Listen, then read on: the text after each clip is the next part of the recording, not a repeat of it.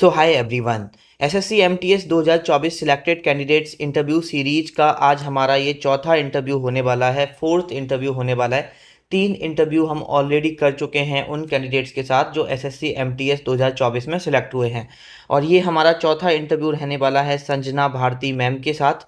इस इंटरव्यू में हम इनसे इनकी प्रॉपर स्ट्रेटजी के बारे में बात करेंगे, डिटेल्ड स्ट्रेटजी के बारे में बात करेंगे एंड डिटेल्ड सोर्सेज के बारे में पढ़ेंगे कि इन्होंने जो अपनी प्रिपरेशन जर्नी है वो कब स्टार्ट की थी, कैसे स्टार्ट की थी, किन किन सोर्सेज को इन्होंने फॉलो किया है, कौन सी बुक्स को फॉलो किया है, और ये मॉक टेस्ट वगैरह लगाती थी तो कैसे लगाती थी, उसका एनालिसिस कैसे करती थी।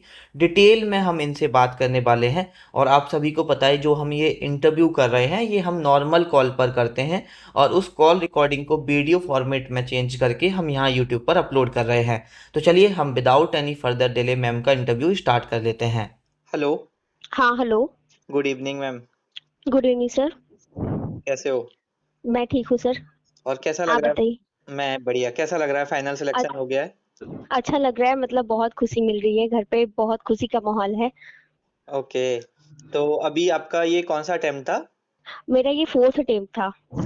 ओके, तो अभी हम आपने इंटरव्यू करने वाले हैं। कुछ क्वेश्चंस हैं वो आपने देखे होंगे, हमने व्हाट्सएप चैनल पर भेजे थे। हाँ, मैंने देखा है क्वेश्चंस। ओके, तो बेसिकली ये हम रिकॉर्ड करके यूट्यूब पे डालेंगे। ओके ओके सर, इसमें ठीक है। इसमें जो सारे सवाल आपने देखे हों वो आपसे करने वाले हैं, उसके आप ऑनेस्ट और जेन्युइन आंसर्स करना आपकी हाँ तरफ से, हाँ। जो आपका रियल रहा है। हाँ ठीक है, मैं जो भी रहेगा मैं बिल्कुल ऑनेस्ट बोलूंगी, जो मेरे साथ हुआ है मैं सारी शेयर करूंगी। ओके, तो सबसे पहले introduce yourself, like your name, your states. मेरा नाम संजना भारती है और मैं बिहार के नालंदा जिले से बिलोंग करती हूँ। ओके, अभी आपका जो एसएससी एमटीएस 2024 का पेपर था वो किस शिफ्ट में था? मेरा सबसे इजी शिफ्ट में था, 30 सितंबर का फर्स्ट शिफ्ट में था, जिस दिन पेपर स्टार्ट हुआ था। ओके, मतलब आपकी शिफ्ट सबसे इजी शिफ्ट आई थी। हाँ, सबसे इजी शिफ्ट आई थी मेरी। और फर्स्ट डे फर्स्ट शिफ्ट में आपका पेपर था। हाँ हाँ। ओके, और रॉ मार्क्स कितना आया आपका पेपर में? मेरा 118 रॉमर्स था। ओके, आपकी कैटेगरी कौन सी है? ओबीसी कैटेगरी है। ओके, एसएससी एमटीएस 2024 आपका कौन सा अटेम्प्ट था? मेरा ये फोर्थ अटेम्प्ट था। ओके, तो आप जो प्रिपरेशन कर रहे थे वो डेडिकेटली एमटीएस के लिए ही कर रहे हो फोर्थ अटेम्प्ट तक, या आपने और एग्जाम भी दिए हैं? थोड़ा सा मुझे आप डिटेल में। मैंने स्टार्टिंग तो सीजीएल से किया था। ओके, कब कब किया था 2020 से। आपने? 2020 से मैंने ये स्टार्ट किया था। ओके। तो सीजीएल के लिए मैंने सारा सब्जेक्ट पढ़ना शुरू किया, math, reasoning, English, GK, GS, सारा ही मैंने पढ़ना शुरू किया। बट 2021 एंड तक जाते जाते 2 साल के बाद मुझे फील हुआ कि मुझसे सीजीएल नहीं होगा, थोड़ा बहुत भास्ट इसका सिलेबस है। इसलिए मैंने फिर सोचा कि मुझे अभी एमटीएस करना चाहिए, क्योंकि इसका सिलेबस बहुत कम है और लिमिटेड है, और ऊपर से क्वेश्चन भी सीजीएल के कंपैरिजन में इजी पूछा जाता है पहले के अनुसार। यस तो यस। इसलिए मैंने फिर एमटीएस को पढ़ना शुरू कर दिया 2022 जनवरी से, स्पेशल फॉर एमटीएस। अच्छा, 2022 से आपने एमटीएस के लिए पढ़ाई की। हाँ। आपने 2022 में एमटीएस का पेपर दिया था? हाँ, मैंने दिया था। कितना स्कोर था 2022 में आपका? जो नया पैटर्न शुरू हुआ था उसमें हाँ हाँ। उसमें मेरा 92 रॉ मार्क्स था, और मेरा नॉर्मलाइज होकर 111 हो गया था। ओके, और आपका 2023 में कितना था? 2023 में ज्यादा नहीं बढ़ा था, मतलब और कम गया था, 89 मार्क्स हो गया था रॉ। और 2024 में आपका रॉ 118? मेरा 118 हो गया, हाँ। ओके, अभी आप बेसिकली 2022 से आपने एमटीएस की तैयारी की थी, और हाँ अगर हम कंपटीशन एग्जाम की बात करें तो आप 2020 से कंपटीशन के फील्ड में हो। हाँ, 2020 से मैं स्टार्टिंग से ही हूँ मैं। हाँ, तो यहाँ पर आपको मतलब काफी टाइम लग गया, और काफी मेहनत के बाद आपको हाँ, जॉब लगी है, तो मुझे ऑब्वियसली। काफी टाइम लग गया। हाँ, तो अभी एक होता है कि काफी सालों का जब हार्ड वर्क के बाद एक जॉब मिलती है तो काफी खुशी होती है, वो बहुत। हाँ, बहुत मतलब अंदर से अच्छा लग रहा है कि फाइनली मेरा सिलेक्शन हो गया, और मतलब एक जो होता है ना ये एसएससी का ट्रैप, उससे थोड़ा निकल के थोड़ा अच्छा फील हो रहा है मुझे। हाँ, मतलब अभी थोड़ा सा माइंड फ्री होके, क्योंकि जब हमारे अटेम्प्ट्स बढ़ते जाते हैं तो कहीं ना कहीं हमारे ऊपर प्रेशर भी बिल्डअप होता हाँ जाता है। सेल्फ डाउट भी आता है कि हम कर भी पाएंगे या नहीं। हाँ, बिल्कुल, ये तो बहुत ज्यादा था, मतलब थोड़ा सा भी मॉक में मार्क्स कम आता था तो बहुत ज्यादा सेल्फ डाउट होने लगता था कि शायद अब मुझसे नहीं हो पाएगा। लेकिन फिर मैंने खुद को बहुत मेंटेन किया, बहुत पॉजिटिव वाइब्स दी, फिर मैंने उसको कंटिन्यू रखा धीरे धीरे करके। ओके, अभी हम आपकी थोड़ी सी डिटेल्ड स्ट्रेटजी के बारे में बात करेंगे सब्जेक्ट वाइज। ठीक है, ठीक है सर, तो पूछिए। अभी खासकर ये जो आपको बताना है, हुँ। आप पढ़ तो काफ़ी टाइम से रहे हो, बट एसएससी एमटीएस 2024 के लिए आपने क्या-क्या फ़ॉलो किया है, कैसे फ़ॉलो किया है, वो सारी चीज़ें आपको शेयर करनी है। हाँ, तो मैं शेयर करूँगी, आप बोलिए। सबसे पहले हम बात कर लेते हैं स्टैटिक जीके का, जो कि सबसे हुँ। ज़्यादा इम्पोर्टेंट वेटेज रहता है। हुँ, हुँ। तो स्टैटिक जीके आपने कैसे करी है और कहाँ से की है? मैंने स्टैटिक जीके केवल 2 लोगों से पढ़ी है यूट्यूब पर, एक नवीन सर हैं और एक आपकी वीडियो जो प्लेलिस्ट थी, हाँ, उससे मैंने की थी। तो नवीन सर का आरडब्ल्यूए बैच पे मैंने एमटीएस का बैच लिया था, आदर्श बैच। हाँ, हाँ। उससे उनका टॉपिक वाइज़ पूरा मैंने कवर किया था। फिर मैंने आपके चैनल के बारे में मुझे पता चला, तो फिर ओके, आपका जो था रिवीजन बहुत अच्छे से मेरा होते गया, क्योंकि आप बहुत ही मतलब ये होता है ना, शॉर्ट में बहुत ज़्यादा कंटेंट को आप रिवाइज़ करवा देते थे। ओके, इसीलिए मैंने आपका स्टैटिक जीके को बहुत मल्टीपल बार आपकी वीडियोज़ को मतलब गो थ्रू किया है, बहुत अच्छे से मैंने उसको रिवीजन किया है। ओके। उसके बाद हिस्ट्री, पॉलिटी, ज्योग्राफी के लिए आपने क्या किया है? तो मैंने वही आदर्श विश का जो मैं ली हुई थी बैच आरडब्ल्यूए से, हुँ, तो हुँ। वहाँ से मैंने हिस्ट्री नवीन सर से पढ़ लिया था। हुँ, हुँ। और ज्योग्राफी शायद मैंने पढ़ा नहीं, आपका जो वीडियो था उसको से, और फिर पीवाईक्यू करते-करते मेरा ज्योग्राफी क्वेश्चन सही हो जाता था। ओके, और और फिर ये हिस्ट्री, पॉलिटी पॉलिटी मैंने पढ़ा था। वहीं के कोई टीचर से, याद नहीं है नाम मुझे, उनसे पढ़ा था।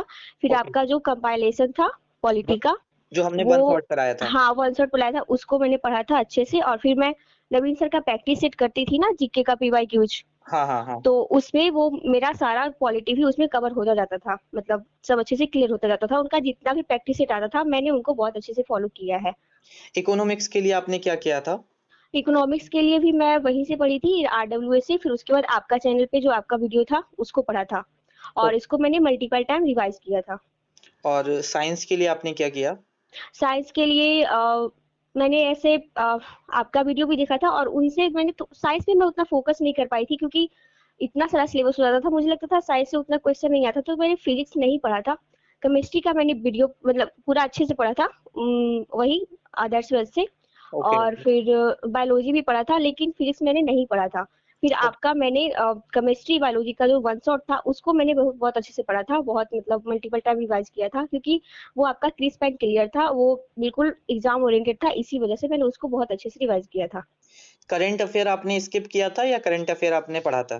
करंट अफेयर्स मैं गौरव सर से पढ़ती थी मंथली वाइज, हुँ, हुँ। तो उनका मैंने पढ़ा था। और फिर एक है ट्रिकी स्टडी करके, हाँ, जीके ट्रिक कुछ करके चैनल है, उनका भी मैंने मंथली का करंट अफेयर्स किया था।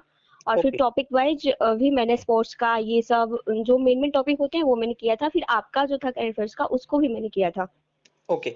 तो जैसे आपके जो मैक्सिमम जीके के 2 सोर्स रहे हैं, एक आपने आरडब्ल्यूए से पढ़ा है, एक हमारे हाँ, चैनल से आपने हाँ, पढ़ा हाँ। होगा। बस मेरे पास यही 2 सोर्स थे, बाकी मैंने कहीं और से नहीं पढ़ा है। ओके, और अब हम थोड़ा-सा बात कर लेते हैं इंग्लिश के बारे में। हुँ। इंग्लिश में आपका कंप्लीट सोर्सेस बताइए। हम इंग्लिश को 2 पार्ट में डिवाइड करते हैं, एक ग्रामर सेक्शन और एक वोकैब्युलरी वाला पार्ट। हाँ, तो सबसे पहले आप ग्रामर को बताओ कि आपने ग्रामर कैसे की थी अपनी एसएससी तो एमटीएस 2024 के लिए? मैंने ग्रामर रानी मैम से पढ़ना शुरू किया था। ओके, स्टार्टिंग में मुझे बहुत टफ लगते थे, रीडर्स वगैरह कुछ भी नहीं बनता था, बहुत ज़्यादा हेक्टिक हो जाता था। फिर उनका मतलब पढ़ने के बाद फिर मुझे थोड़ा उनसे ये होने लगा कि नहीं, थोड़ा ये ज़्यादा हाई लेवल का पढ़ा रही है। तो हाँ, फिर मैंने बिपिन सर का फॉलो किया था आरडब्ल्यूए चैनल पे। हाँ। वो बिल्कुल हिंदी मीडियम वालों के लिए बहुत अच्छे से समझाते थे, बहुत मतलब उनका जो थ्योरी होता था बहुत ही अच्छा होता था, हुँ, मतलब हुँ। आराम से याद हो जाता था उनका, हुँ, हुँ। पूरा माइंड में ही चला जाता था। ईयर ईयर तो बहुत अच्छे से बनने लगा, सेंटेंस इम्प्रूवमेंट भी सारा कुछ। तो फिर मैंने रानी मैम और बिपिन सर दोनों का ही किया था। ओके।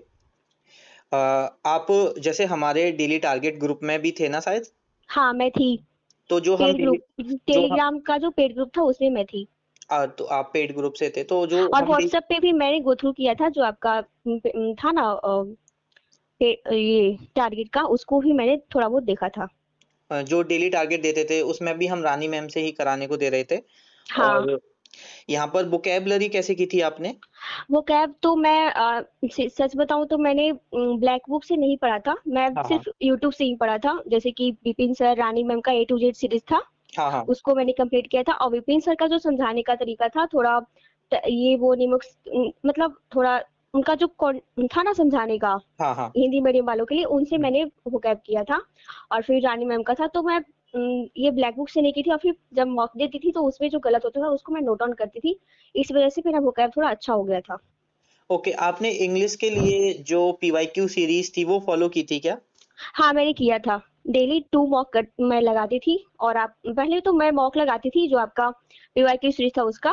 हम्म। उसके बाद मैं आपके एनालिसिस वीडियो को मैं उसको देखती थी, और थोड़ा जो मुझे डाउट होता था उसमें मुझे समझ में आ जाता था। जो हम इंग्लिश पीवाईक्यू सीरीज करा रहे थे और अगर आपने हुँ। वो लेक्चर्स फॉलो किए हैं हुँ, हुँ। तो इंग्लिश पीवाईक्यू सीरीज से कुछ इम्प्रूवमेंट देखने को मिला था आपको? हाँ, हुआ हुआ था, बहुत इम्प्रूवमेंट हुआ था। जैसे कि जो मुझे क्वेश्चन गलत हो रहे हैं उसको मैं अपने कॉपी में नोट डाउन करती थी, और जो सही भी हो रहे हैं, जो मुझे डाउट लगता था कि ये मुझसे नहीं हो पाता, ये हम्म। मैंने कुछ गेस करके लगा दिया, तो उसको भी मैं उसे भी डॉट डॉट मतलब कॉपी में नोट करती थी, और हम्म। फिर उसको डेली उसको रिवीजन में करती थी। ओके, जैसे तो अभी आप हमारे चैनल से और भी सोर्सेज से आपने पढ़ाई की है। हमारे चैनल से भी आप कनेक्टेड हो, व्हाट्सएप चैनल से भी कनेक्टेड हो, टेलीग्राम ग्रुप से भी कनेक्टेड थी आप। तो हाँ, यहाँ पर आपने हमसे जीके भी पढ़ा हुआ है, इंग्लिश भी पढ़ा हुआ है। हाँ। तो आप क्या एक बच्चा जो एसएससी एमटीएस 2025 के लिए तैयारी कर रहा है, तो क्या वो बच्चा हमारे चैनल पर भरोसा कर सकता है? हमारे जो कंटेंट आपने देखा हुआ है, आपने हुँ, हुँ। सिलेक्शन लिया हुआ है, तो क्या वो भरोसा कर सकता है कि हाँ, ये कंटेंट अगर मैं पढ़ूँगा तो मेरा सिलेक्शन होने के चांसेस हैं? हाँ, बिल्कुल ही भरोसा कर सकते हैं, क्योंकि आपका जो है वर्ल्ड मतलब पूरी तरह से एमटीएस को लेकर आपने जो टारगेट सेट किया है, हुँ, बिल्कुल हुँ। ऑथेंटिक है, और बिल्कुल एमटीएस क्रैक करने के लिए ही बनाए गए हैं। उसमें जितने भी आप मॉक लगवाते हो, उसका जो एनालिसिस करने को बोलते हो, आप जो स्टैटिक जीके करवा रहे हो, मैंने भी इधर किया था क्लास हुँ, हुँ। स्टैटिक जीके, बीच में थोड़ा-सा अभी मेरा छूट गया है, मैं कल से फिर कंटिन्यू करूँगी। अच्छा, तो जो अभी हम स्टैटिक जीके करा हाँ, रहे हैं वो मैं 2025 वो मैं फॉलो कर रही हूँ डेली, बट किस अभी मेरा एग्ज़ाम के लिए? यही अभी एसीसी का ही एग्जाम के लिए मैं फिर से ओके, ओके, मतलब पढ़ाई स्टार्ट कर दी हूँ, ओके। तो इसलिए तो फिर वो बहुत ही अच्छा है, बिल्कुल एकदम मतलब कहीं अलग से पढ़ने की जरूरत नहीं है, सारा एक ही चीज में मिल रहा है, बस मल्टीपल टाइम रिवीजन करने की जरूरत है। और उसके बाद उसमें जो आप इंग्लिश में 2 मॉक टेस्ट करवा रहे हो, और जीएस में भी 2 मॉक टेस्ट करवा रहे हो, उसको आप एनालिसिस करवा रहे हो, बिल्कुल हुँ, ही अच्छा है। हाँ। उससे जो क्वेश्चन गलत हो रहे हैं वो मैं सेव करते जा रही हूँ टेलीग्राम टेक्स्ट बुक में, हुँ, और हुँ। सेव सेशन में जाके मैं उसे रिवीजन करते रहती हूँ, जीके का और इंग्लिश का, को मैं कॉपी में नोट करके उसको फिर मैं रिवीजन करती हूँ। तो ओके, इस तरह से ओके, जैसे आप इस चैनल से कनेक्टेड हो तो एक तो हम पढ़ाई से रिलेटेड भी वीडियो डालते थे और बाद बाकी का गाइडेंस, स्ट्रैटेजी वीडियोज़ होती थी, हुँ, तो वो फ़ॉलो करते थे या आप सिर्फ़ पढ़ाई की है आपने इस चैनल पर?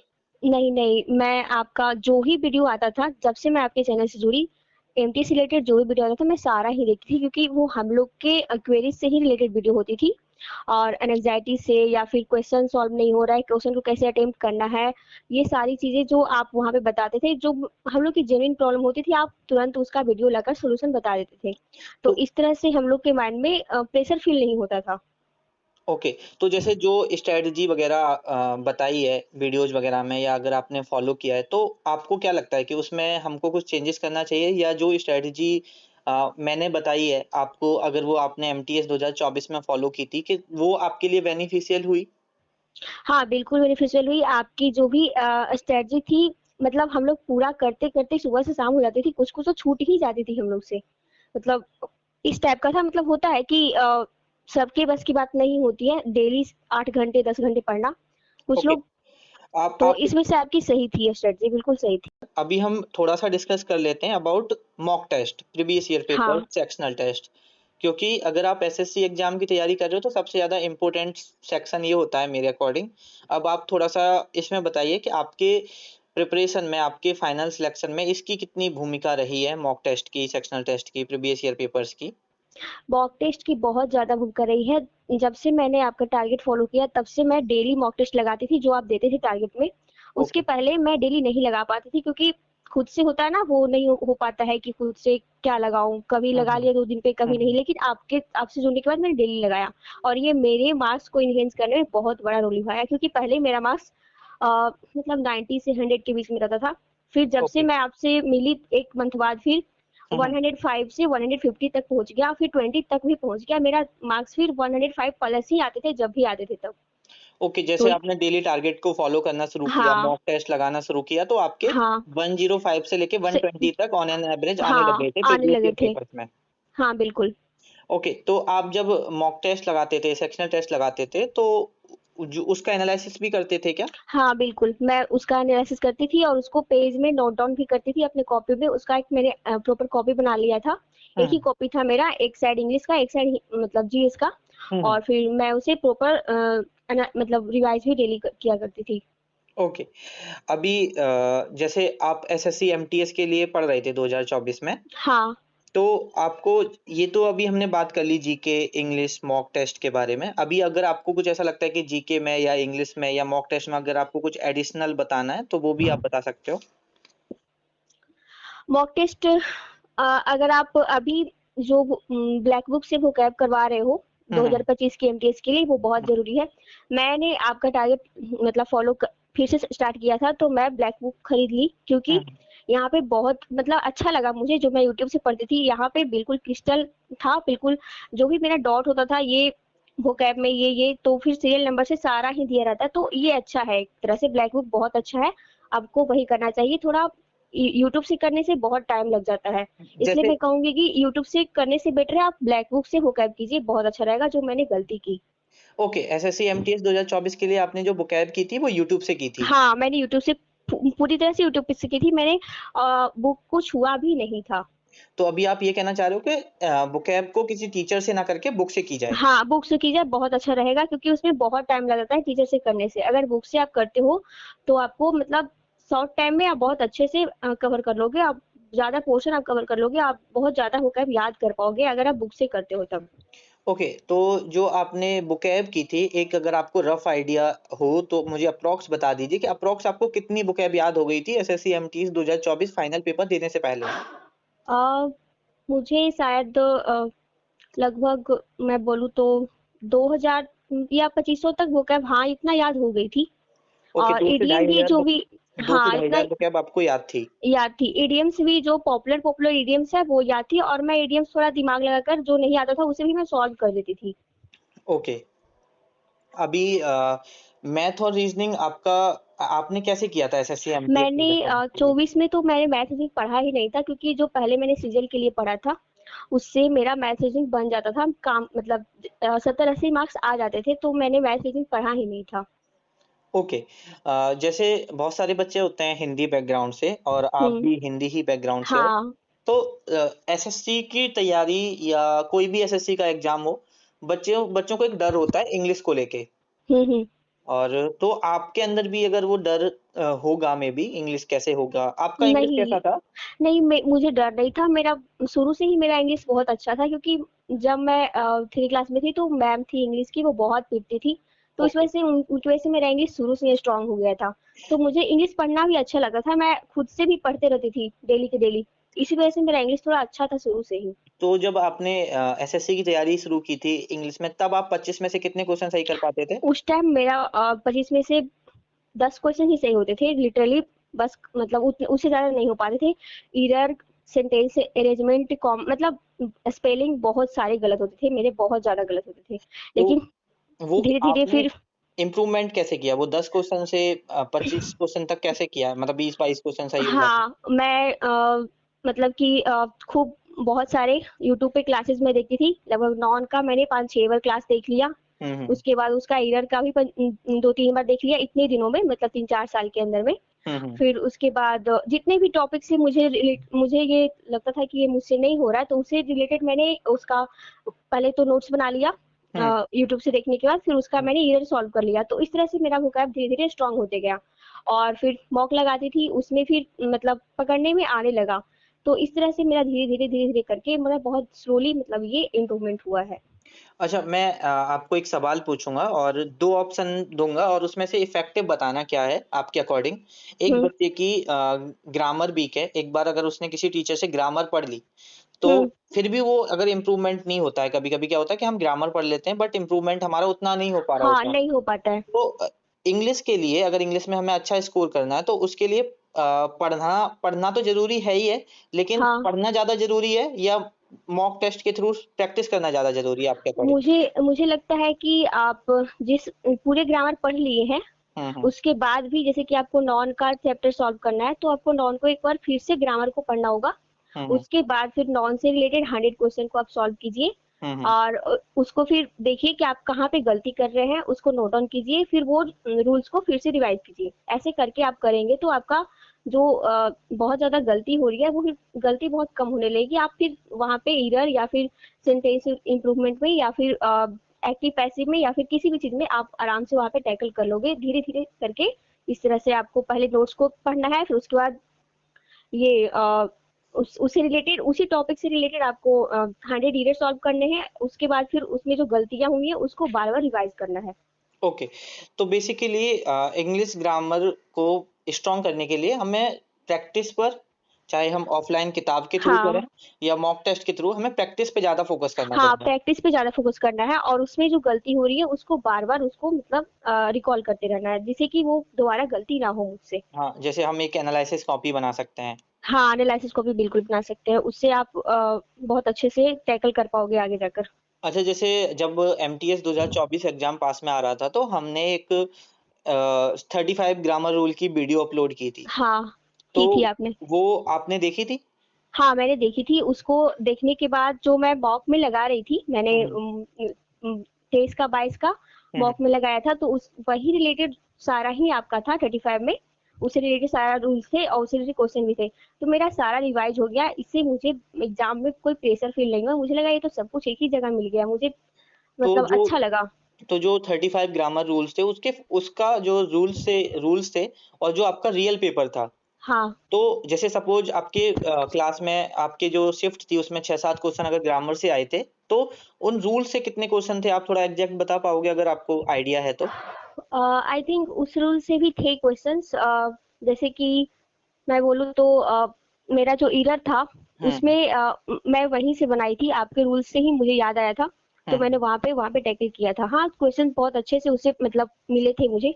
बेसिकली आप टैकल मतलब एक टैकल कर पा रहे हो, मतलब अगर आप वो क्लास कर देख के जा रहे हो तो वहां कहीं ना हाँ कहीं टैकल बिल्कुल, कर सकता है। वहाँ पे माइंड में हिट कर रहा है कि मैंने ये क्वेश्चन का ये रूल पढ़ा हुआ है, इससे रिलेटेड ये है। और और फिर मैं वहाँ बेसिकली पे वो वीडियो बनाने का पर्पज यही था, रिवीजन, क्योंकि लास्ट टाइम 2 घंटे में हाँ हमने वो कराए थे। 2 घंटे में पूरा आपने अच्छे से सारा कुछ रिवीजन करवा दिया था।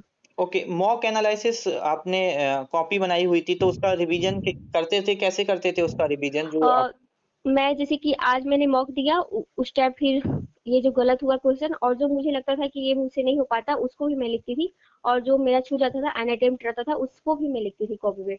उसको फिर रात को सोने के पहले एक बार रिवाइज कर लेती थी, फिर सुबह में उठने के बाद जब मैं दोबारा दूसरा मॉक लगाती थी उसके पहले मैं उसको जो पहले मैंने लगाया था पिछले दिन उसको मैं रिवीजन करने के बाद फिर दूसरा मॉक को मैं लगाती थी। ऐसे करके मेरा 2 टाइम रिवीजन हो जाता था, रात में और फिर सुबह में। और जैसे एक कैंडिडेट को मल्टीपल सोर्सेज पे भरोसा करना चाहिए या मल्टीपल टाइम रिवीजन पे भरोसा करना चाहिए? मल्टीपल टाइम रिवीजन पे भरोसा करना चाहिए। मल्टीपल सोर्सेज से मतलब आपको ये होगा कि आपका जो फैक्ट है वो याद नहीं रहेगा, आप इधर उधर घूमते रह जाओगे और आपको लगेगा कि लास्ट में कि मैंने कुछ पढ़ा ही नहीं और सब मतलब एग्जाम का प्रेशर में सब भूलने लगोगे। इसलिए आप एक ही चीज को बार बार पढ़ो, बार बार याद करो। इससे हुआ ये कि आपको लास्ट में ये बर्डन फील नहीं हुआ कि मैंने ये नहीं पढ़ा। आपको लगेगा कि ये टॉपिक मेरा क्लियर है और ये बिल्कुल इससे जो भी क्वेश्चन आएगा मैं टैकल कर लूंगा। इसलिए आप मल्टीपल बार किसी चीज को पढ़ो, ये बहुत बेटर होगा मतलब किसी भी चीज के लिए। अच्छा, जैसे अभी एसएससी एमटीएस 2025 के लिए अभी 6-7 महीने हैं, हम्म। तो अभी एक न्यू बिगिनर्स जो होता है उसके दिमाग में एक सवाल होता है कि मैं आज से पढ़ना स्टार्ट करूंगा तो क्या एमटीएस हो जाएगा? तो उसका थोड़ा हाँ आंसर करिए।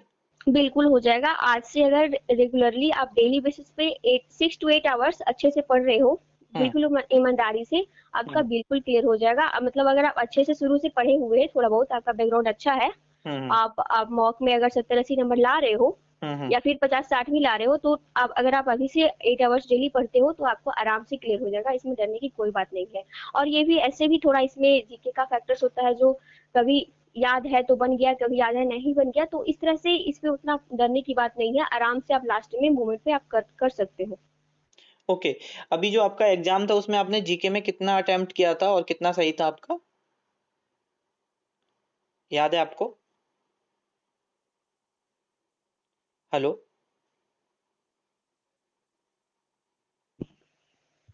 M I audible? हाँ हाँ, आवाज आ रही है। ओके। मेरा क्वेश्चन था कि जीके में आपने कितना अटेम्प्ट किया था, आपको याद है, और कितना सही था? हाँ, मैंने 19 अटेम्प्ट किया था, मेरा टोटल ही सही था। ओके, हाँ, इस पर हम डिस्कस कर चुके हैं। हाँ। Okay, okay. अभी एक लास्ट क्वेश्चन है कि पेपर से पहले क्या होता है, हमें एंग्जायटी होने लगती है। हम्म। क्योंकि जैसे आप जैसे स्टूडेंट काफ़ी हैं जो काफ़ी सालों से लगे हुए हैं बट फाइनल सिलेक्शन ले ले नहीं पा रहे हैं, क्योंकि या तो ये मानो कि उस तरह से तैयारी नहीं हो पा रही है, या कभी-कभी हाँ, लक भी एक मैटर करता है। लक भी। तो मेरे साथ क्या हुआ था कि मैं एक्चुअली बहुत ही कम दोस्त बनाती हूँ, तो मुझे पता नहीं था कि कैसे तैयारी करना होता है, खुद से देखना, सब कुछ खुद से मैनेज करना। तो मुझे बहुत सेफ डाउट होता था कि मुझसे नहीं हो पाएगा, ये बहुत हार्ड है, ये वो, मतलब मुझे लगता था कि होगा ही नहीं बहुत। लेकिन फिर धीरे धीरे मैंने देखा कि मेरा मॉक अच्छा नंबर आ रहा है, मैं लगी रही, मैंने हार नहीं माना। फिर उसके बाद आपका चैनल मिला, फिर आपने मुझे बिल्कुल भाई की तरह सपोर्ट किया। आपने मतलब मुझे हमेशा सपोर्ट किया, आपने मुझे कॉल भी किया था। आपने बोला था कि जिसका 100+ मार्क्स आ रहा है उसको मैं कॉल करूंगा। आपने मुझे कॉल भी किया था, मुझे बताया था कि ज्यादा टेंशन मत लो, बिल्कुल सही से तुम्हारा एग्जाम जाएगा, खुद हुँ, पे भरोसा रखो। हुँ, इस चीज को मैंने बहुत अच्छे से फील किया, मुझे लगा कि हाँ, मतलब कोई मेरे साथ है जो मुझे बता रहा है कि तुम कर सकती हो। हुँ, तो इससे मेरे एग्जाम पे बहुत इम्पैक्ट पड़ा। उसके बाद फिर 20 सितंबर को ही मुझे सिया रीजन में मेरा आता है, तो सबसे लास्ट में मुझे पता चला था कि मतलब मेरा 10 दिन बाद ही मेरा एग्जाम है। उस हुँ, टाइम मेरा अच्छे से रिवीजन नहीं हो पाया था, मुझे लगा कि 1.5 महीना 2 महीना एग्जाम है तो मुझे अच्छे से टाइम मिल जाएगा। हुँ, हुँ, लेकिन मेरा फर्स्ट डे था, बहुत एनजाइटी होने लगी थी, बहुत टेंशन में थी। हुँ, फिर आपने जो वीडियोस डाले थे लास्ट टाइम पे कि एनजाइटी मतलब ये प्रेशर को एंग्जायटी कम से करो, रिलेटेड। एनजाइटी को खत्म करो, हुँ, खुद हुँ, पे बिलीव रखो, ये सब आपकी वीडियोस की वजह से शायद मेरा सिलेक्शन सच में इसी की वजह से हुआ है। क्योंकि एग्जाम हॉल में कैसे पेपर अटेम्प्ट करना है आपने बहुत अच्छे से समझाया था, किसी से बात नहीं करना है, खुद को काम एंड कंपोज रखना है, हुँ, और हुँ। बिल्कुल खुद पे बिलीव करके वहां पे क्वेश्चन अटेम्प्ट करना है, बिल्कुल भी टेंशन नहीं लेना है। ये चीज का मुझे बहुत फायदा हुआ, शायद इस वजह से मेरे 1-2 क्वेश्चन सही ज्यादा हो गए। हाँ, थैंक यू। अ, आपने मतलब अगर कोई आपको मेहनत को थोड़ा-सा भी क्रेडिट देता है तो डेफ़िनेटली अच्छा लगता है। हाँ, हाँ, बिल्कुल, आपने वो काम किया जो मतलब किसी ने शायद नहीं किया था। कोई टीचर भी बस क्या करते हैं, बस पढ़ा देते हैं, चले जाते हैं, कुछ पता नहीं चलता है कि आखिर मैं पढ़ रही हूँ वो सही है या गलत है, एग्ज़ाम में ओरिएंटेड है या नहीं है। लेकिन आपने हमेशा सही बताया, बोला कि आप बस रिवीजन करते रहो, इतना पढ़ लो, इससे सिलेक्शन हो जाएगा, इधर-उधर भागने की ज़रूरत नहीं है। मतलब आप हमेशा सही गाइडेंस करते थे, सही राह दिखाते थे। इस तरह से मतलब सिलेक्शन लेना बहुत आसान हो गया मेरे लिए। ओके। और आपको जैसे हमने कुछ सवाल किए हैं आपसे, अगर आपको अपने साइड से कुछ टिप्स वग़ैरह देनी है फ्यूचर एस्पिरेंट्स को जो पेपर देने वाले हैं, एमटीएस 2025 या कोई भी एग्ज़ाम, तो आप कुछ शेयर करना चाहते हो तो कर सकते हो। हाँ, मैं ये कहना चाहूँगी कि ये नहीं सोचना है कि मुझसे नहीं होगा, और फिर डिस्ट्रैक्शन से दूर भागना है, जैसे सोशल मीडियाज़ एंड लोगों की बातों को इग्नोर करना है। अपने आप पे सेल्फ डाउट बिल्कुल मत करो, अपने मतलब जो आप कर रहे हो उसपे बिलीव करो, एंड अच्छे से पढ़ाई करो, डेली ईमानदारी से पढ़ो, और जो भी आपको टारगेट मिलते हैं उसको डेली फॉलो करो, उसको रिवीजन करो। आपको इसका रिजल्ट काफ़ी अच्छा मिलेगा, आप सोच भी नहीं सकते। इसलिए मतलब इधर-उधर की ना करते हुए आप किसी एक चीज़ पे फ़ोकस करो और उसको करने की कोशिश करो। ओके। एक बच्चा जो एसएससी एमटीएस 2025 की तैयारी कर रहा है, आप उसके लिए कुछ बुक्स या कोई सोर्स या कोई यूट्यूब चैनल, कोई टीचर सजेस्ट करना चाहो तो कर सकते हो। हाँ, तो अगर जैसे कि मैं तो बोलूँगी सीधे कि आपका टारगेट जॉइन करें व्हाट्सएप ग्रुप पे जो अभी चल रहा है, हुँ, और उससे डेली टारगेट को फॉलो करें और उसको पूरी करने में जी-जान लगा दें डेली की तरह, और डेली उसको याद करने की कोशिश करें। जितना भी एक दिन में आप देते हो उसको आप डेली याद करो। हुँ, हुँ, आप इधर-उधर मत करो। लेकिन आपको लग रहा है कि मुझे ये नहीं हो रहा है, ये टॉपिक मुझे नहीं आ रहा है, तो आप ऐसे अ, जैसे कि कोई पर्टिकुलर टीचर आपको पता है, जैसे कि परमार सर पढ़ा रहे हैं अभी हुँ, हुँ, जीके का, और हुँ, नवीन सर हिंदी मीडियम के लिए जीके, तो आप हुँ। उससे पर्टिकुलर टॉपिक को सर्च करके पढ़ सकते हो। लेकिन आपको ये जो टारगेट मिल रहा है ये बेटर है। अगर इससे ज़्यादा आपको एक्स्ट्रा पढ़ना है तो आप ये सब सर्च करके पढ़ सकते हो, लेकिन ये आप टारगेट को डेली फॉलो करोगे बहुत अच्छा रहेगा, इससे आपका सिलेक्शन बिल्कुल होगा। अगर बेसिकली जैसे अभी हम व्हाट्सएप पर फ्री डेली टारगेट दे रहे हैं, तो कोई हाँ, बच्चा उस डेली टारगेट को आने वाले 6 महीने तक फ़ॉलो करता है, तो आप वो बच्चा सिलेक्शन तक पहुँच सकता है? फाइनल बिल्कुल, सिलेक्शन के बिल्कुल। चांसेस हैं? एकदम फाइनल चांसेस क्या, आराम से हो जाएगा, कोई टेंशन नहीं है। अगर उसका वॉक में भी कम नंबर आ रहा है तो धीरे धीरे इम्प्रूव हो जाएगा, और उसके बाद ऐसा नहीं है, अगर 105 प्लस या 100 प्लस अगर मार्क्स आ रहे हैं लास्ट के एग्जाम के 2 मंथ पहले, हुँ, तो हुँ। आपका सिलेक्शन आराम से होगा लास्ट तक। आप आराम से पॉजिटिव वाइब्स के साथ पढ़ो, कोई दिक्कत नहीं है। आराम से आप ये जो टारगेट है डेली फॉलो करो, ये बहुत ही बेस्ट है फॉर एमटीएस के लिए, बहुत जरूरी है ये टारगेट। और अगर देखो सबसे ज्यादा डिमोटिवेशन होता है जब बच्चा तैयारी बिगिनर्स होता है, शुरुआत में आता है हम्म। और उसके 40 50 60 नंबर आते हैं, हाँ 70 हाँ। नंबर आते हैं। तो एक बच्चा जिसके 50 60 नंबर अभी आ रहे हैं और वो मेहनत करता रहे, एमटीएस के लिए पढ़ता रहे, तो क्या इम्प्रूवमेंट होने का स्कोप है और आगे जाके उसका फाइनल सिलेक्शन होने का फर्स्ट टाइम में ही चांसेस हैं आपके देखिए, मैं अकॉर्डिंग? बता दूं कि अगर आप पढ़ रहे हो, आपको लग रहा है कि मतलब मेरा सिलेक्शन नहीं होगा, कम मार्क्स आ रहे, बिगिनर हो, तो हाँ मानते हैं कि आपका 100 तक जाए आपका मॉक में, या फिर 105 तक। लेकिन आप क्या करोगे ना, आपको तो अभी सही है, लगेगा कि हाँ मैं कर लूंगा, लेकिन जब एग्जाम देने जाओगे आप इतने निगेटिव सोचने लगोगे। ऐसा होता है, लोग खुद पे डाउट करते हैं कि फर्स्ट टाइम में नहीं होगा, इतना हार्ड है, इतने बच्चे बैठते हैं।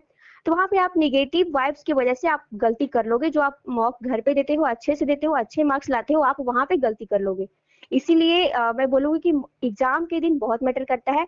आप किस तरह से सोचते हो उस दिन के बारे में, आप किस तरह से उस दिन पॉजिटिव निगेटिव रहते हो, बहुत ज्यादा मैटर करता है एग्जाम के दिन आपका माइंडसेट कैसा होता है। इसलिए मैं ये नहीं कह सकती कि उसका सिलेक्शन होगा, क्योंकि वो जब तक एग्जाम के दिन तक मैं, कैसा उसका सोच है, क्या वो सोच रहा है, किस तरह से वो ले रहा है उस दिन को, इस पे बहुत ज्यादा डिपेंड करेगा। क्योंकि जो ओके। बिगिनर है तो उनको एग्जाम टैकल करने का उतना पता नहीं है ना, इसलिए। ओके, बेसिकली आप ये कहना चाह रहे हो कि अगर मॉक में भी मार्क्स कम आ रहे हैं तो एक तो हाँ मेहनत करते रहो और साथ में सेल्फ बिलीव पॉजिटिव रखो। हाँ, बहुत ज्यादा सेल्फ फील पॉजिटिव रखो। आपके अच्छे मार्क्स भी है, फिर भी अगर आप एग्जाम हॉल में नेगेटिव थॉट्स के साथ जाओगे, आपके खराब मार्क्स आ जाएंगे और फिर आप नीचे चले जाओगे। इसलिए अगर आपके कम मार्क्स भी है, आप चिल होके पॉजिटिव होके जाओगे एग्जाम में, आप अच्छे मार्क्स कर पाओगे वहां पे। इसलिए कि आप बिगनर हो या फिर कुछ भी हो, ऐसा मत सोचो। आप अच्छे से पॉजिटिव वे में पढ़ो, आप एग्जाम हॉल में अच्छा करोगे। एग्जाम के दिन बिल्कुल प्रॉपर स्लीप लो। बिल्कुल भी ये नहीं कि आप रात भर नहीं सोए हो, आप सुबह एग्जाम देने चले गए, ये बहुत बड़ा इम्पैक्ट करेगा आपके एग्जाम के दिन आपके मार्क्स पे।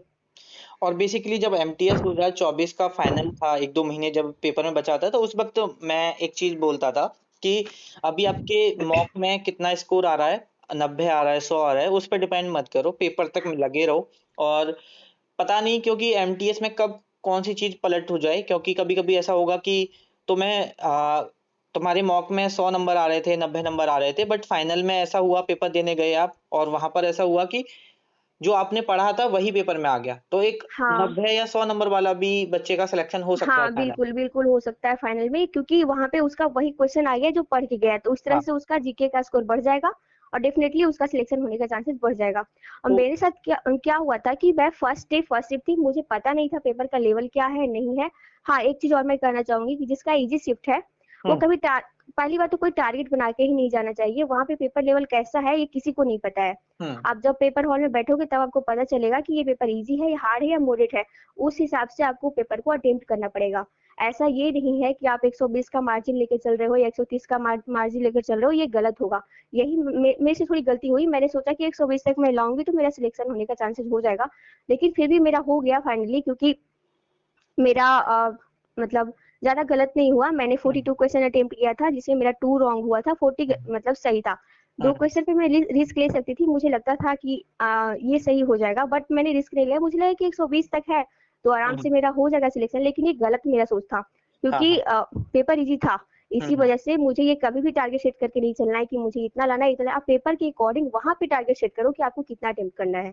ओके, आप ये कहना चाह रहे हो कि जब आप एग्जाम हॉल में एंटर कर रहे हो तो आपके दिमाग में ये नहीं होना चाहिए कि मुझे इतना करना है, हाँ आपको पेपर के अकॉर्डिंग करना, पेपर हाँ, टफ है पेपर तो के ऐसा नहीं अकॉर्डिंग है ज्यादा लगा दो फिर वो गलत हो जाए। गलत हो जाए। जिस टाइप का अगर हार्ड पेपर है, अगर आप 38 ही अटेम्प्ट कर पा रहे हो हम्म। विथ एक्यूरेसी, तो बिल्कुल मस्ट है, बिल्कुल अच्छा है। ऐसा नहीं है कि आप उसमें 44 या फिर 45 कर दोगे, तो वहां पे आपका 6 to 7 क्वेश्चन ऐसे भी गलत हो जाएंगे। जबरदस्ती का अटेम्प्ट नहीं करना है उसमें, फिर बेसिकली आप। सॉरी, बेसिकली आप हमको जो अटेम्प्ट अपने देखने हैं, जो फाइनल अटेम्प्ट अपने दिमाग में पहले से सेट करके नहीं जाना है। हाँ, बिल्कुल भी सेट करके नहीं जाना है। बिल्कुल वहां पे पेपर किस लेवल का है मुझे बिल्कुल भी आइडिया नहीं है, हम्म।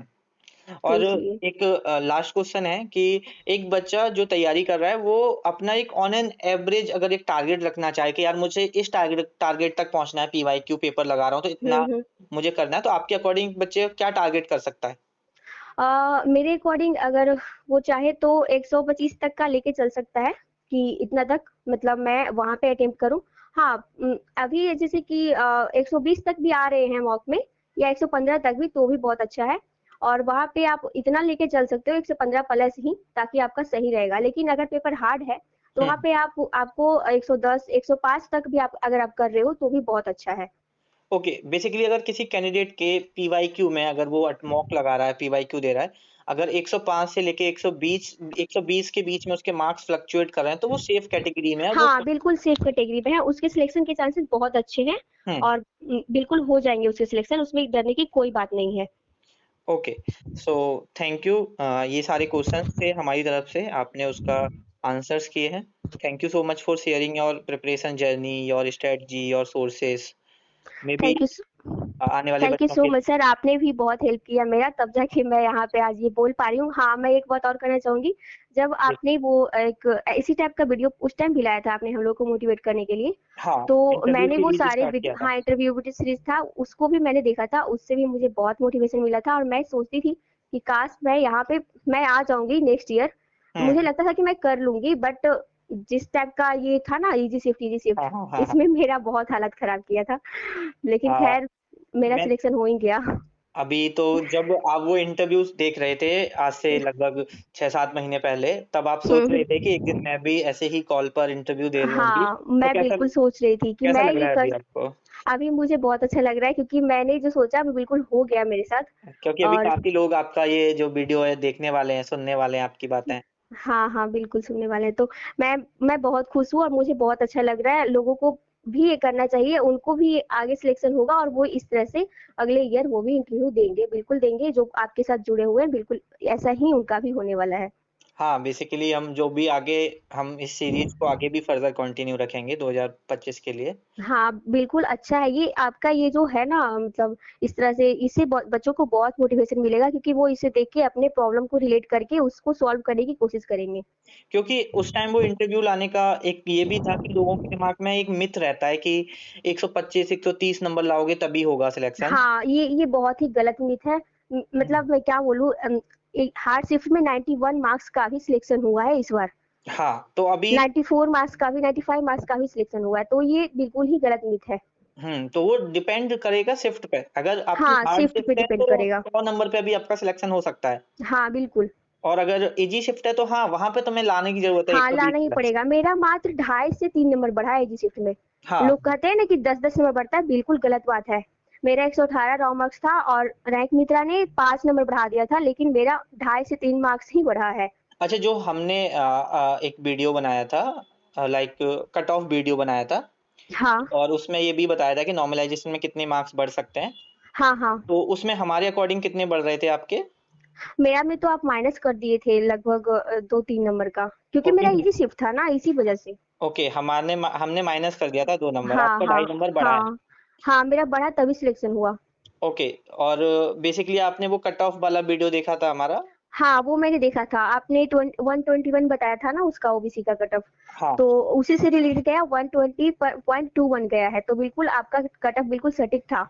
हाँ, वो हम उस वक्त जो कैलकुलेशन किया था तो लग रहा था कि हाँ ये सही हो सकता है, लेकिन फिर भी एक डर हाँ, था कि सही होगा कि नहीं होगा। नहीं, बट बिल्कुल फिट हो गया, आपका कट ऑफ बिल्कुल ही सही गया। okay, so now thank you so much for sharing your experience, your preparation journey, strategy, sources, all these things. And thank you so much. I thought कि आने वाले लोग इस चीज को सुनेंगे तो इंस्पायर्ड होंगे एंड प्रिपरेशन करेंगे, और सब चीजों को पीछे छोड़ के एक बात मैं लास्ट में बोलना चाहूंगा कि हाँ, हमें ये नहीं सोचना चाहिए कि एमटीएस को हम एमटीएस हैं, हम एमटीएस की तैयारी करेंगे तो छोटा एग्जाम है। एक बहुत सारे लोगों के लिए एमटीएस बहुत बड़ी बात है। जैसे बहुत बड़ी बात है। कभी कभी बहुत बुरा लगता है क्योंकि एक बच्चा जो एक लोअर मिडिल क्लास फैमिली से आता है, हम्म। वो उसके लिए 35,000 रुपये पर मंथ की जॉब लेना एक उसके लिए तो बहुत बड़ी जॉब है। बहुत क्योंकि बड़ी जॉब है क्योंकि हाँ, अभी वो भी नहीं है मेरे पास, बोलिए तो, हम्म, मतलब अगर मैं बेरोजगार हूँ तो अगर मैं कहीं प्राइवेट में जा रही हूँ काम करने तो मुझे 10,000 से 15,000 से ज्यादा नहीं देगा। हम्म, उसके अपेक्षा तो ये बहुत अच्छा है कि मुझे 35,000 का जॉब मिल रहा है, जिसमें आप बहुत तो 15,000 खर्च करोगे तो भी आपके 20,000 बच जाएंगे आराम से। हम्म। और तो ये जो इसके लोग लिए बहुत बोलते हैं अच्छा ना है। कि एमटीएस छोटा है, एमटीएस ये है, ये वही लोग बोलते हैं जो जीवन में कभी कोई एग्जाम निकाल ही नहीं सकते। हाँ, बिल्कुल। और तो फिर एमटीएस का एग्जाम मुझे तो सीजन से भी टफ लगता है क्योंकि इसमें इतना ज्यादा कंपटीशन है, इतने बच्चे देते हैं।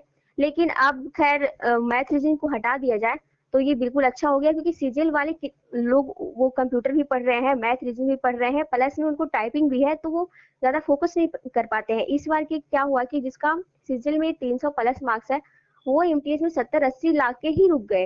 हाँ, तो तो इससे बेसिकली हमें ये नहीं सोचना चाहिए जो sorry to interrupt you, basically हमें हम्म, ये नहीं सोचना चाहिए कि सीजीएल वाले बच्चे भी दे रहे हैं, क्योंकि हाँ, अगर सीजीएल वाले बच्चा दे रहा है तो वो भाई 5-6 सब्जेक्ट पढ़ रहा है, आपको सिर्फ 2 सब्जेक्ट पढ़ने हैं। 2 सब्जेक्ट पढ़ना है। तो अब ये जो मिथ है कि सीजीएल से ज्यादा एमटीएस टफ है, ये आप इसको सॉर्ट आउट कर सकते हैं, क्योंकि अब ये नहीं रहा। हुँ, क्योंकि अब उनका सिलेक्शन लेना इसमें बहुत मुश्किल होने वाला है, क्योंकि वो लोग बहुत सारे सब्जेक्ट को कवर कर रहे हैं। और हम खासकर लोग मैथ केवल जिसके लिए वो 4-5 घंटे देते हैं। 4-5 घंटे देते हैं, हम लोग केवल 2 सब्जेक्ट में फोकस कर रहे हैं, तो 2 सब्जेक्ट ज्यादा स्ट्रांग होंगे, ना कि 4-5 सब्जेक्ट। तो हुँ, इस तरह से उनका ऑलरेडी इससे बाहर है। इस बार तो मुझे नहीं लगता कि सीजीएल वालों का ज्यादा सिलेक्शन हुआ होगा। जो प्रॉपर ढंग से स्पेशल फॉर एमटीएस पढ़ रहा होगा, उसी का सिलेक्शन हुआ होगा ज्यादातर। हुँ, हुँ। तो इसलिए एमटीएस में अब सिलेक्शन लेना आसान हो गया पहले की कंपैरिजन में। पहले क्या था कि मैथ्स रीजनिंग शामिल था, तो वो लोग आराम से क्रैक कर लेते थे, और फिर जो एमटीएस वाला बच रह जाता था, उनका तो होता ही नहीं था, क्योंकि वो हाँ, तो मतलब उतना। बेसिकली जो एमटीएस 2025 के एस्पिरेंट हैं, उनको मैं बेसिकली आप भी इस चीज़ से एग्री करेंगे। 2 चीज़ों का ध्यान रखना होगा कि एक तो इस चीज़ से अफ़ेक्ट नहीं होना कि अगर आपसे कोई आके बोलता है कि भाई एमटीएस छोटी जॉब है, ऐसी जॉब है, फलाना है, ढिकाना है, क्योंकि बहुत सारे मिथ हैं मार्केट में। तो हाँ, सबसे पहले बहुत तो है। उन सब चीज़ों से नेगेटिविटी से दूर रहो। ऐसे लोग जीवन में कुछ खुद नहीं कर पाए हैं, तो वो तुम्हें भी करने से रोक रहे हैं। तुम्हें भी करने से रोकेंगे, बिल्कुल। और और सेकंड ऐसा थिंग कुछ नहीं है इसमें, आप अगर चले गए तो फिर अंदर से आप डिपार्टमेंटल एग्जाम देकर एलडीसी यूडीसी मतलब 5-6 साल 7 साल तक में बन जाओगे, जो कि अच्छा होता है। आप डायरेक्ट सीजीएल के थ्रू जाना चाहोगे तो नहीं हो पाएगा, बहुत मुश्किल है सीजीएल में सिलेक्शन लेना। और सीजीएल लेकिन के आप, थ्रू ये बनते हैं, और हम एमटीएस के थ्रू भी एक बच्चा अगर कोई एमटीएस लगता है, तो वो भी हाँ, सीए बन सकता है। वो भी बन सकता है यूडीसी चा तक, और टैक्स असिस्टेंट तक जा सकता है डिपार्टमेंटल एग्जाम या फिर प्रमोशन के थ्रू। तो ये नहीं, बिल्कुल गलत टैक्स बात है। असिस्टेंट तक भी जा सकता है और टैक्स असिस्टेंट के बाद इंस्पेक्टर भी बनता है। इंस्पेक्टर भी बनता है, तो बिल्कुल सही है ये। एमटीएस से आप अगर एंट्री लेते हो, आपका मतलब अंदर में बहुत कुछ प्रमोशन हो जाएगा, आप बिल्कुल सीजीएल से आगे भी निकल सकते हो। हाँ, और दूसरी चीज़ ये नहीं सोचनी है कि सीजीएल वाले बच्चे भी इस एग्ज़ाम को दे रहे हैं, क्योंकि भाई सीजीएल वाले बच्चे 5 सब्जेक्ट पढ़ते हैं, मैथ भी पढ़ते हैं, जो हम्म, आधा टाइम तो वो मैथ को देते हैं। तो भाई आपके पास 2 सब्जेक्ट हैं, आपके पास ज़्यादा टाइम है पढ़ने को, तो बिल्कुल ऐसे बिल्कुल एंग्ज़ायटी फ़ील नहीं करनी है, स्ट्रेस नहीं लेना है। बिल्कुल एकदम स्टेज फ्री होके आप पढ़िए, आराम से पढ़िए, बिल्कुल सिलेक्शन हो जाएगा। और उसके बाद ये जो नियम लागू हुआ है 2022 से, ये स्पेशल मुझे लगता है एमटीएस के लिए ही हुआ है, ताकि बच्चे इसमें सिलेक्शन ज्यादा लें। सीजीएल हाँ, वाले इसमें जो एंट्री ले लेते थे और सीट वेस्ट कर देते थे, एंड उसको सिलेक्शन भी नहीं लेने देते थे, इस वजह से इन्होंने ऐसा रूल बनाया है ताकि वो लोग इसको वेस्ट ना करें। ओके। So thank you. अभी हम इस इंटरव्यू को यहीं पे ख़त्म करते हैं। आप ध्यान रखिए, एन्जॉय करिए अपनी सक्सेस को, और आगे के लिए पढ़ते रहिए। मेरी तरफ से best of luck for your future. Thank you so much. आपको भी सर, आपने बहुत हेल्प किया मेरा, thank you so much. Thank you.